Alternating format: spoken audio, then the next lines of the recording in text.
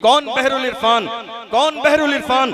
अगर उनकी शख्सियत को देखा जाए, अल्लाह ने बहरुल इरफान को हमा जिहत शख्सियत बनाया है।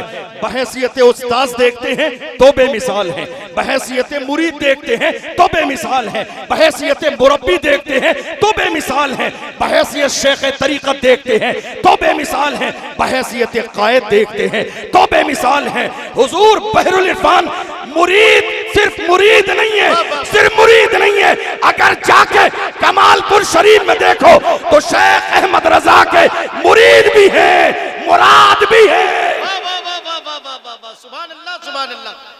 सिर्फ मुरीद नहीं है, सिर्फ मुरीद नहीं है, वो हुजूर शेखुल आलम की मुरीद भी है और मुराद भी है।